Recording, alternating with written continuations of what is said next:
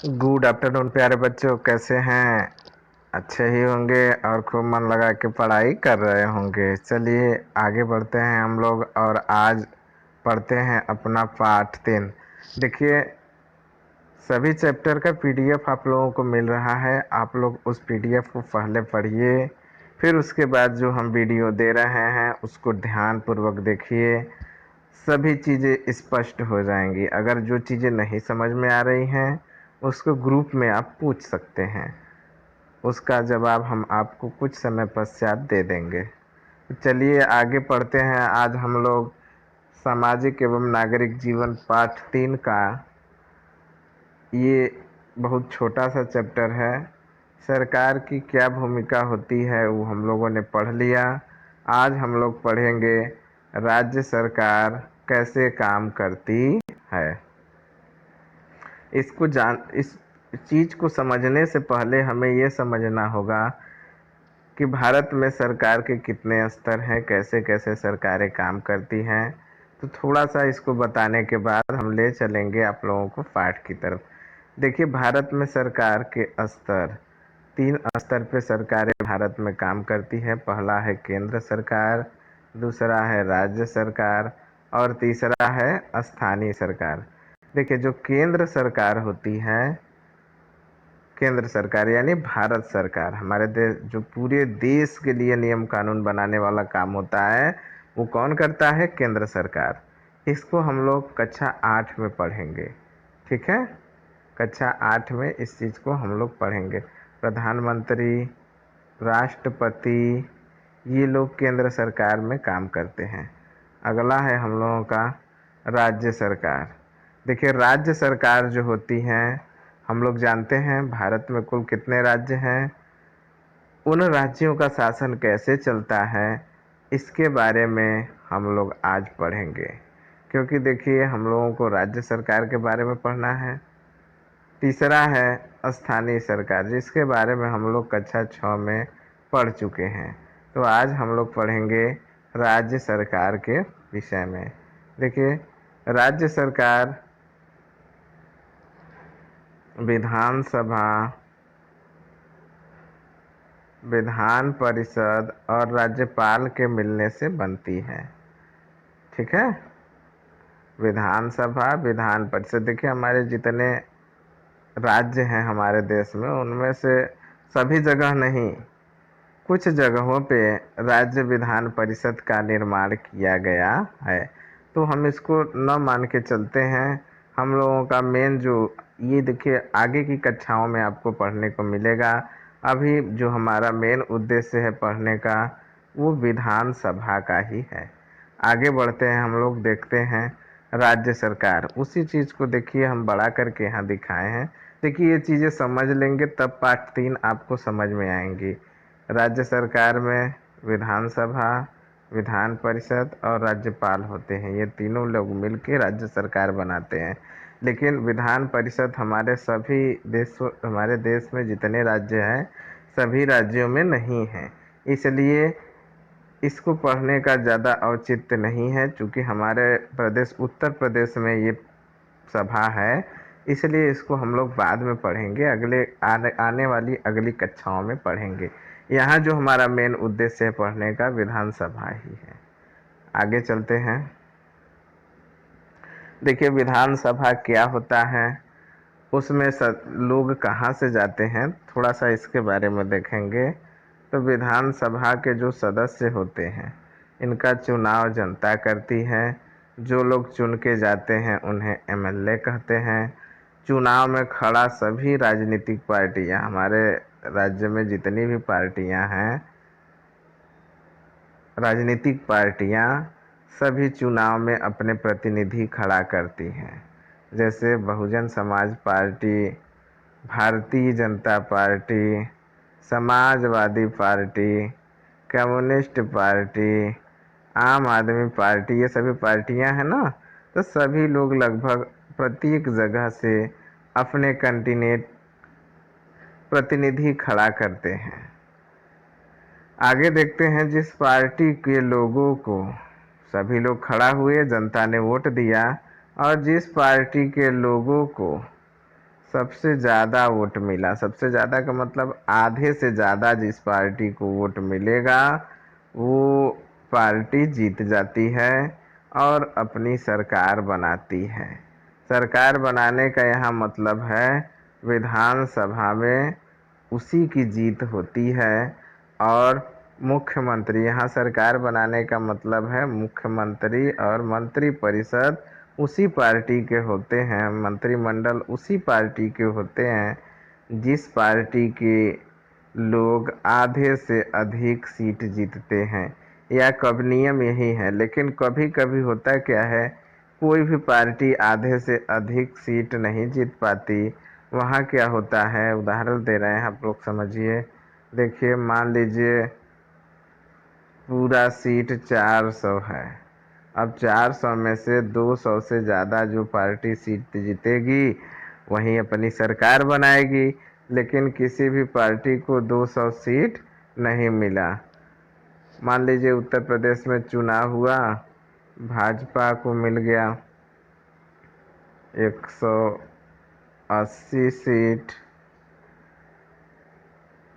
कांग्रेस को मिल गया 50 सीट, सपा को मिल गया 180 सीट, सॉरी 180 नहीं करिए, इसको 150 कर लीजिए। ठीक, इसी तरह कुछ और पार्टियों को सीट मिला। लेकिन देखिए, हमारा बताने का मतलब है किसी भी पार्टी को 200 से ज़्यादा सीटें नहीं मिली। अब इसमें क्या होगा, जिसको ज़्यादा मिला रहेगा, मान लीजिए भारतीय जनता पार्टी को 150 में सॉरी 180 मिला है और कोई किसी पार्टी को यहाँ कांग्रेस को मिला है 50 ठो, तो ये दोनों लोग मिल जाएंगे आपस में, तो इनका कितना हो जाएगा, 230, सॉरी 230 हो जाएगा, यानी आधा से ज़्यादा हो गया। तो ये क्या कर लिए, सरकार बना लिए। तो इस तरह से सरकार का निर्माण हो जाता है। आगे हम लोग बढ़ते हैं कि मान लीजिए सरकार बन गई। अब हम लोग इस बात को छोड़ देते हैं, आगे देखते हैं। मान लीजिए जनता के सामने कोई समस्या आ जाती है, तो उस समस्या के लिए वो लोग क्या करेंगे, उनकी समस्या को सुनेगा कौन, और उस समस्या के निदान के लिए नियम कानून कौन बनाएगा। और साथ ही साथ विधानसभा जो हम लोग देखे हैं उसमें क्या होता है, इन सभी चीज़ों का अध्ययन हम इस पाठ में करेंगे। चलिए देखते हैं हम लोग अपने पाठ को। देखिए, आ गया हम लोगों का पाठ 3। पाठ का नाम है राज्य शासन कैसे काम करता है। शुरू शुरू में हम बताए थे आप लोगों को। देखिए, यहाँ दिया हुआ है जिम्मेदारी किसकी, समस्या है, उस समस्या की जिम्मेदारी किसकी है।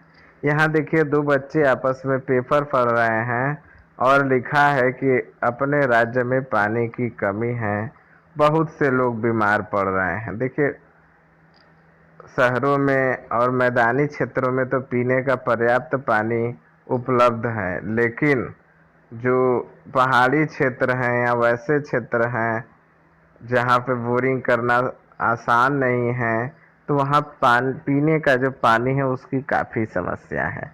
और स्वास्थ्य को पढ़ते समय, पिछले पाठ को पढ़ते समय हमने देखा है कि जहाँ पे पानी की समस्या अधिक होती है, यानी पीने का साफ पानी नहीं मिल पाता है, वहाँ बीमारी होता है। क्योंकि गंदा पानी पीने से या दूषित पानी पीने से या विभिन्न प्रकार के रसायनों से मिले पानी को अगर हम पिएंगे तो बहुत सारी बीमारियां पनपती हैं, फैलती हैं।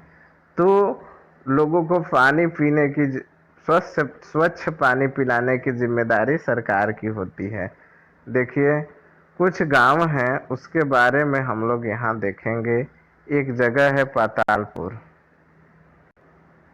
दक्षिण भारत का एक जगह है पातालपुरम, ध्यान से देखिए।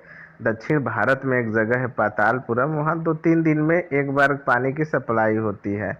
अब पानी की सप्लाई 2-3 दिन में, यानी जो पानी टंकी होता है उससे सप्लाई होता है, तो 2-3 दिन में पानी की जब सप्लाई होती है तो पानी जाहिर सी बात है 3 दिन तक उसी तरह रहेगा, नाली में पड़ा हुआ, नाली में क्या पाइप में, तो वो गंदा हो ही जाएगा। और जो पानी आता भी है वो भी स्वच्छ नहीं होता है, तो उसको पीने से बहुत सारे लोग बीमार हो गए।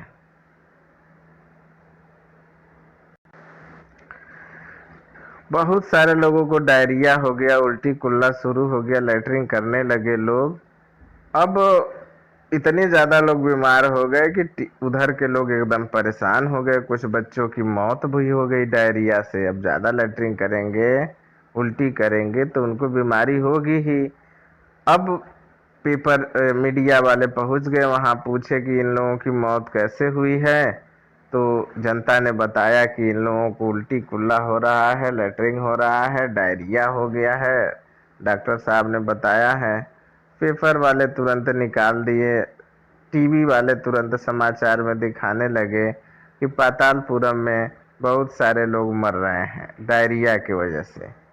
अब देखिए, यहीं से सरकार का काम शुरू हुआ। लोग इकट्ठा होने लगे और सरकार की आलोचना करने लगे। सरकार की आलोचना करने का मतलब सरकार की बुराई करने लगे कि सरकार का काम है स्वच्छ पानी देना, वहां पे स्वच्छ पानी नहीं दे रही है, इसलिए ऐसी समस्या है।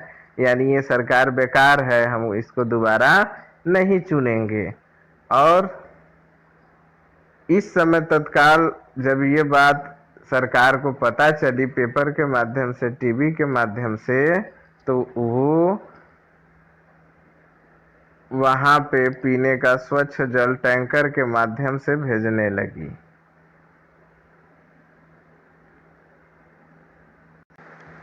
अब सबसे पहली बात तो समस्या इस बात की है कि इतना समय लग गया कि जनता हो गई नाराज, कुछ लोग मर भी गए, हम पहले ही बताएं।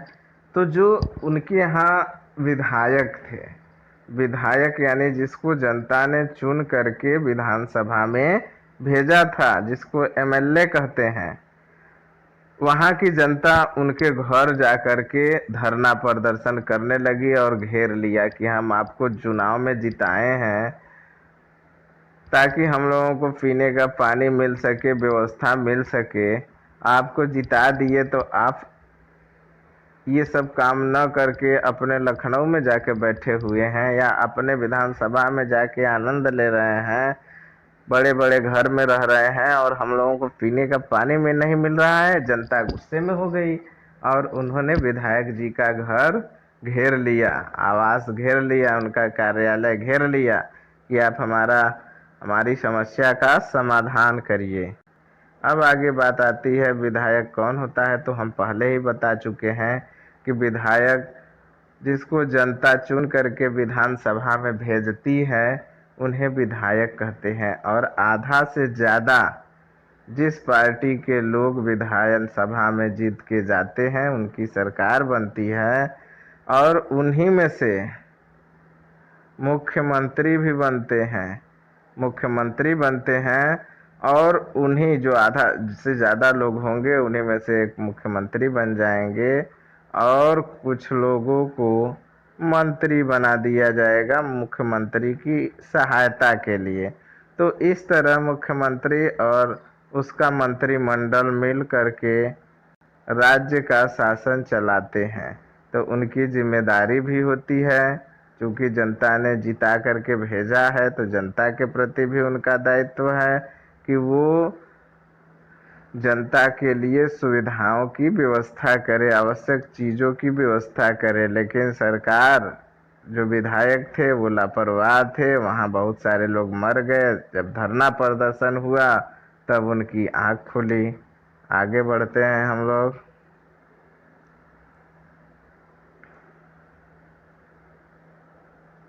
देखिए, आगे बहुत सारी चीज़ें दी हुई थी जिसको हम लोग पहले ही बता चुके हैं।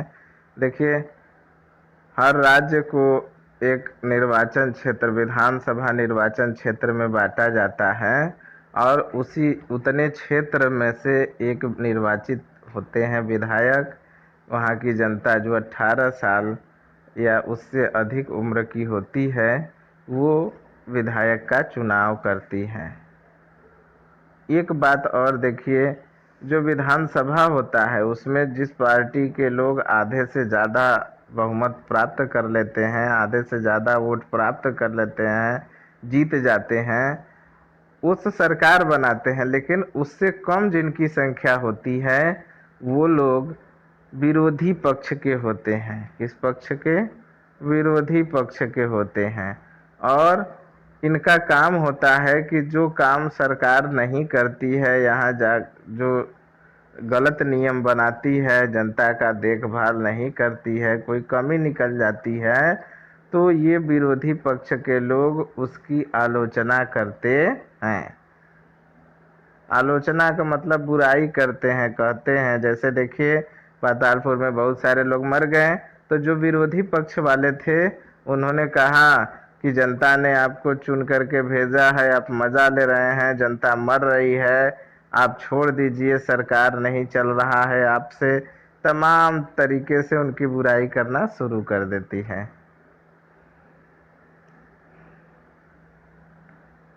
देखिए कि यहाँ दिया हुआ है हिमाचल प्रदेश के विधानसभा चुनाव में वर्ष 2003 के परिणाम। देखिए, हम बताए थे 2003 में चुनाव हुआ था। अब यहाँ भारतीय राष्ट्रीय कांग्रेस को 43 सीट, पूरा टोटल सीट 68 है। अब 68 का आधा अगर हम करेंगे तो कितना होगा? 30 दूनी 60, 34 सीट। तो 34 से ज़्यादा सीट जिसको मिलेगा उसका बहुमत होगा, उसकी सरकार बनेगी। तो देखिए, भारतीय यहाँ इस कांग्रेस को 43 सीट मिला, भारतीय जनता पार्टी को 16, अन्य राजनीतिक दल को 3, निर्दलीय उम्मीदवारों को 6। निर्दलीय देखिए वो लोग होते हैं जो किसी पार्टी से संबंधित नहीं होते हैं, अच्छा काम करते हैं तो जनता कहती है आप खड़े हो जाइए, हम आपको जिता देंगे। होता क्या है कि कुछ व्यक्ति अच्छे होते हैं, समाज की सेवा करते हैं, लेकिन कोई पार्टी वाला उनको टिकट चुनाव में खड़ा होने के लिए नहीं देता है, जिसके कारण वो लोग निर्दलीय प्रत्याशी के रूप में चुनाव में खड़े हो जाते हैं। अब देखिए, आप लोग बताइए कि यहाँ सरकार किसकी बनेगी? आधे से ज़्यादा किसकी है? भारतीय राष्ट्रीय कांग्रेस की। और उसके बाद है भारतीय जनता पार्टी, बीजेपी 16। यानी ये लोग सरकार बनाएंगे, मुख्यमंत्री बनाएंगे, मंत्रिमंडल बनाएंगे। और ये लोग क्या करेंगे? अगर ये कोई गलत काम करते हैं तो उनकी भारतीय जनता पार्टी के लोग आलोचना करेंगे, ये विपक्षी दल के हो जाएंगे। ठीक है, ये चीजें समझ में आ गई, पहले ही बता चुके थे आप लोगों को। अब आगे हम लोग देखते हैं विधानसभा में एक बहस। आफरीन सुजाता और उनके विद्यालय के कई अन्य विद्यार्थियों ने विधानसभा देखने के लिए राजधानी की यात्रा की। विधानसभा देखिए, दिल्ली की विधानसभा दिल्ली में होगी, हमारे यहाँ उत्तर प्रदेश की विधानसभा लखनऊ में है। वहाँ पे बहस होती है किसी कानून। देखिए, जो विधानसभा होता है वहीं से राज्य को चलाने के लिए कानून भी बनता है, कानून में परिवर्तन भी किया जाता है। तो वहाँ कोई कानून अगर बनाना हुआ तो कानून बनाएगा कौन? तो जिस पार्टी के लोग बहुमत में होंगे, यानी जो उसकी सरकार होगी, मुख्यमंत्री जिसका होगा, जिस पार्टी का मंत्रिमंडल जिस पार्टी का होगा, यही लोग क्या करते हैं? कानून बनाते हैं।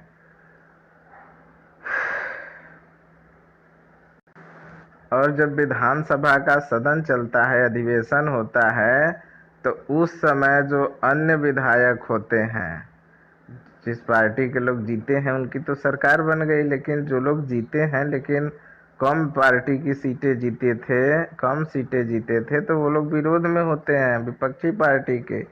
तो अगर सरकार कोई काम करती है, मंत्री कोई काम करता है, तो उसके बारे में प्रश्न वगैरह पूछते रहते हैं मंत्रियों से, उन मुख्यमंत्री से, स्वास्थ्य मंत्री से, शिक्षा मंत्री से, तमाम चीज़ें। अब देखिए विधायक बहस कैसे करते हैं, यहाँ पे आप लोग देखेंगे। विधायक, अखंड गांव में मेरे निर्वाचन क्षेत्र में पिछले 3 हफ्तों में हैजे के कारण 15 लोग मर गए। मेरे विचार में सरकार के लिए यह बड़ी शर्मनाक स्थिति है, क्योंकि बताइए, हैजा के कारण मर जा रहा है आदमी, वहाँ सरकार कुछ नहीं कर रही है। अरे इतना टेक्नोलॉजी विकसित कर लिए हैं आप, वो कह रहा है विधायक कि आप कहते हैं कि हमारे यहाँ इतने डॉक्टर हैं, इतने हॉस्पिटल हैं, हम ये कर रहे हैं, वो कर रहे हैं, तो मरा कैसे 15 आदमी? आपको तो उसकी देखभाल करने की जिम्मेदारी है। इसका मतलब आप बस कहते हैं, आपकी सरकार कुछ करती नहीं है। फिर दूसरा विधायक कह रहा है, मेरा प्रश्न यह है कि सरकारी अस्पतालों की दशा इतनी खराब है, हम लोग देख ही रहे हैं।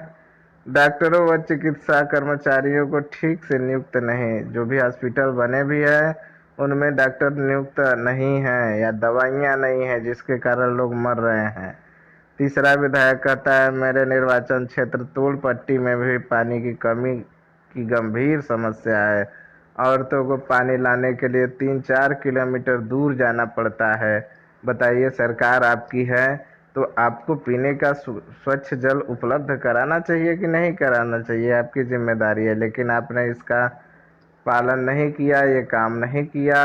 आप लापरवाह हैं, आप सरकार पद से इस्तीफा दे दीजिए, तमाम तरीके से कह रहे हैं। फिर चौथा विधायक है जो कहता है कि मुझे लगता है कि ऊपर जो तीनों विधायकों ने कहा है, ये बात को बढ़ा चढ़ा करके किया है, क्योंकि सरकार जहां डायरिया फैला है वहां पानी की व्यवस्था कर रही है, टैंकर भी लगा दिया है और सबको ओआरएस का पैकेट भी बांट रही है ताकि वो लोग ठीक हो जाएं। तो इस तरह से वहाँ विधायक जो होते हैं विधानसभा में विधानसभा में काफ़ी बहस करते हैं किसी भी मुद्दे पर। जब तक संतुष्ट नहीं हो जाएंगे तब तक बहस करते रहते हैं। इसलिए करते रहते हैं ताकि जो सरकार है मनमानी न करने पाए, क्योंकि उसके पास पावर है। अगर कोई विरोध करने वाला नहीं रहेगा तो मनमानी करेंगे, जिसके कारण जनता की देखभाल करने वाला कोई नहीं बचेगा, लोग लूट लेंगे। आगे देखिए शासन की कार्यप्रणाली, शासन कैसे काम करता है। तो केवल विधानसभा में ही सरकार के काम के बारे में टीका टिप्पणी और सरकार से कार्रवाई करने की मांग नहीं की जाती। देखिए बहुत सारे लोग हैं विधानसभा में, तो जो विधायक होते हैं वही करते हैं। जनता भी अपनी मांगों को लेकर के क्या करती है, धरना प्रदर्शन कर देती है। धरना प्रदर्शन, मान लीजिए डी, डीजल का दाम डीजल का दाम सरकार ने रातों रात महंगा कर दिया, 80 रुपया से 120 रुपया कर दिया। तो जनता सुबह उठेगी और रोड पे बैठ जाएगी, इतना महंगा कर दिए हैं, सस्ता करिए, नहीं तो हम आपको चुनाव में नहीं जिताएंगे। प्रधानमंत्री मुर्दाबाद, मुख्यमंत्री मुर्दाबाद नारे लगाने लगती है। यानी और ये सारी चीज़ें पेपर में छपती है, टीवी में आता है, तो पूरी जनता समझ जाती है कि वास्तव में लोगों को कष्ट है। सरकार को भी पता चल जाता है, तो वो क्या काम करती है, धीरे से डीजल का दाम थोड़ा सस्ता कर देती है। तो इसी तरह से व्यवस्थाएं चलती रहती हैं। मुख्यमंत्री अगर कहीं पे अधिकारियों कर्मचारियों, देखिए सरकार वहाँ से नियम बना करके भेज दिया कि पानी की व्यवस्था होनी चाहिए, लेकिन अधिकारी जो है, अब सरकार तो आके करेगी नहीं, अधिकारी ही करते हैं। अगर कोई अधिकारी लापरवाही करता है तो जिसके कारण अगर कोई, मान लीजिए सरकार ने एक स्कूल बनवाने के लिए पैसा दिया और जो अधिकारी बनवाने वाला है उसमें से पैसा खा गया और ख़राब सामान लगा के स्कूल बनवा दिया, कुछ समय बाद स्कूल क्या है, गिर गया। अब स्कूल गिर गया तो सरकार तो, अब जनता सरकार को कहेगी कि सरकार ऐसी थी, लेकिन यहाँ समस्या इस बात की है कि सरकार ने तो पैसा दिया, जो बनाने वाला था उसने गड़बड़ी किया। तो अब सरकार क्या करेगी, एक कमेटी गठित कर देगी, जांच करेगी कि वास्तव में इसमें जितना सामान मिलना चाहिए सही सही मिला था कि नहीं। अगर गड़बड़ होगा तो जो बनवाया रहेगा उसको दंडित किया जाएगा। तो ये नियम है, इसी तरह से सरकार काम करती है।